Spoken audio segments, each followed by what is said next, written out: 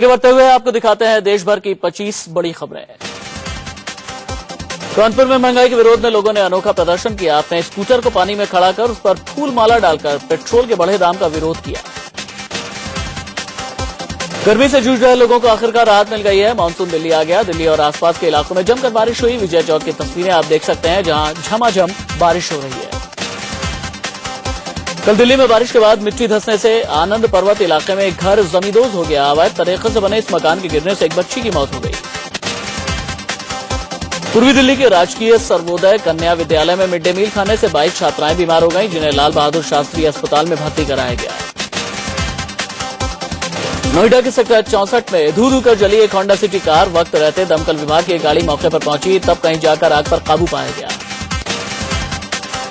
कानपुर के mall road इलाके में LIC भवन की दूसरी मंजिल में आग लगी। बताया जा रहा है कि IT डिपार्टमेंट पर लगे AC में शॉर्ट सर्किट की वजह से आग लगी। चंडीगढ़ के सेक्टर 17 में सिंडिकेट बैंक की शाखा में आग लगने से अफरा तफरी मच गई। दमकल की 5 गाड़ियों ने घंटों की मशक्कत के बाद आग पर काबू पाया। बेंगलुरु में ज्वेलरी के एक शोरूम में आग लगने से हड़कंप मच गया। ये शोरूम एक 4 मंजिला इमारत की पहली मंजिल पर है। आग लगने से पूरी इमारत में अफरा तफरी मच गई। आग ने पूरे शोरूम को अपनी चपेट में ले लिया। आग लगने की खबर पाकर मौके पर पहुंचे दमकल कर्मियों ने आग बुझाने की कोशिश शुरू की, लेकिन तब तक आग काफी फैल चुकी थी, जिससे उसे बुझाने में दमकल कर्मियों को खासी मशक्कत करनी पड़ी। उत्तराखंड में बारिश ने कहर बरपाना शुरू कर दिया है। बद्रीनाथ के पास लामबगढ़ में बादल फटने से बद्रीनाथ राष्ट्रीय राजमार्ग का 20 मीटर हिस्सा ध्वस्त हो गया और गाड़ियों की आवाजाही ठप हो गई। दरअसल बुधवार को दून समेत सूबे के अधिकतर पहाड़ी क्षेत्रों में भारी बारिश हुई और इसी दौरान लामबगढ़ में बादल फटने की घटना हुई और बद्रीनाथ हाईवे का बड़ा हिस्सा पानी के साथ बह गया।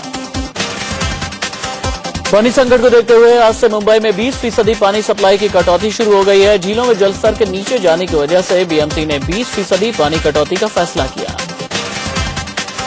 व्यापम घोटाले को लेकर कांग्रेस ने मध्य प्रदेश विधानसभा के अंदर और बाहर जमकर हंगामा किया है। मुख्यमंत्री शिवराज सिंह चौहान के इस्तीफे की मांग की गई और सदन में CM को बोलने तक नहीं दिया गया।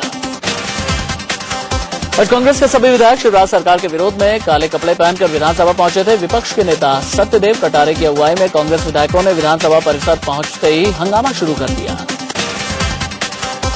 आलू प्याज को एग्रीकल्चर प्रोड्यूस मार्केटिंग एक्ट यानी APMC एक्ट से बाहर किए जाने पर नासिक मंडी के व्यापारियों ने एतराज जताया है। सरकार के इस फैसले के खिलाफ 7 जुलाई को बाजार बंद रखने का आह्वान किया गया।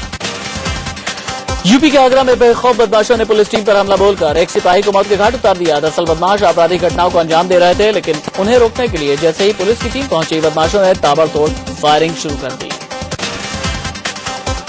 यूपी के लखीमपुर में 10 साल के बच्चे की गला रेत कर हत्या कर दी गई। मामला गोला कोतवाली के अलीगंज इलाके का है। MP के होशंगाबाद में नाबालिग लड़की से रेप का मामला सामने आया है। आरोप एक दारोगा के 2 बेटों और उसके एक दोस्त पर है। मेरठ में मवाना इलाके में एक दारोगा ने जमकर अपनी दबंगई दिखाई। एक युवक को सरेआम लात घूसों से बुरी तरह पीटा। CCTV कैमरे में कैद हुई दरोगा की एक करतूत। दरअसल इस युवक की दरोगा के दोस्त से कहासुनी हो गई थी। मध्य प्रदेश के देवास में एक महिला सब इंस्पेक्टर से अश्लील बातें करने वाले मनचले को भारी पड़ गया। सिविल ड्रेस में सब इंस्पेक्टर ने मनचले को एक जगह पर बुलाया, फिर उसकी जमकर धुनाई कर दी। झारखंड के रामगढ़ में पुलिस ने 135 किलो गांजे के साथ 5 तस्करों को गिरफ्तार किया है। गांजे की कीमत करीब 18 लाख रुपए है। पटियाला में एक ही परिवार के 3 लोगों की मौत होने से इलाके में दहशत का माहौल है। बताया जा रहा है कि इन तीनों को डायरिया था और काफी लंबे समय से ये बीमार चल रहे थे। यूपी के इलाहाबाद में एक शख्स ने अपने ही भाई भाभी और भतीजे पर तेजाब डाल दिया। दरअसल ये शख्स अपनी पत्नी की मौत से परेशान था। पुलिस मामले की जांच में जुट गई है और फरार आरोपी की तलाश जारी है। आंध्र प्रदेश के हैदराबाद से अयोध्या दर्शन करने आए 2 युवक नदी में स्नान करते समय डूब गए। ये दोनों युवक अपने ग्रुप के साथ अयोध्या के प्रमुख मंदिरों में दर्शन करने पहुंचे थे। वाराणसी में मेडिकल इंजीनियरिंग एंट्रेंस में सफल हुए अपने छात्र छात्राओं को JRS ट्यूटोरियल्स ने सम्मानित किया। इस अभिनंदन समारोह में 2014 के प्रतियोगी परीक्षाओं में सफल हुए छात्रों को स्मृति चिन्ह भी भेंट किया गया।